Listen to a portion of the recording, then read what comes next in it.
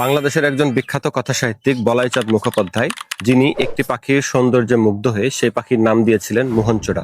তো আমি এখন যেখানে আছি সেটি হচ্ছে ঢাকার উত্তরার দিয়াবাড়ি। তো আপনি যদি উত্তরার দিয়াবাড়ির ইকোলজিক্যাল ক্যারেক্টারিস্টিক্স খেয়াল করেন, তাহলে আপনার মনে হবে এটি ঢাকার কোনো জায়গা না, বরং এটাকে মনে হবে পদ্মা, মেঘনা, যমুনার কোনো চর। তো সেই কারণেই এই ঢাকার দিয়াবাড়িতে যুগ যুগ ধরে নানা প্রজাতির নানা ধরনের পাখির বসবাস ছিল। বলা হয়ে থাকে এখানে প্রায় 150-র অধিক পাখিকে এই দিয়াবাড়িতে দেখা গেছে।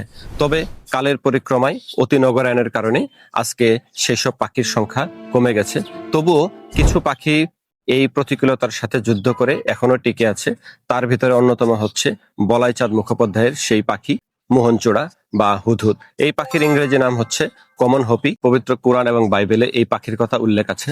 পবিত্র কোরআন এবং বাইবেলের বর্ণনা অনুযায়ী এই পাখি নবী সুলাইমানের দূত হিসেবে কাজ করত। তো এই পাখিটি আসলে অনেক সুন্দর, বিশেষ করে এর মাথার ছুটি। এটি যখন কোনো শত্রুর আক্রমণের শিকার হওয়ার আশঙ্কা প্রকাশ করে কিংবা নতুন কোনো খাবার খুঁজে পায়, তখন এটি যখন তার ঝুঁটিকে প্রসারিত করে, তখন এই পাখিটিকে দেখতে এত সুন্দর লাগে যে ভাষায় প্রকাশ করার মতো নয়। এই পাখিটিকে মোটামুটি সারা বাংলাদেশেই পাওয়া যায়, তবে পরিবেশ বিপর্যয়ের কারণে এই পাখিটি দিন দিন কমে যাচ্ছে।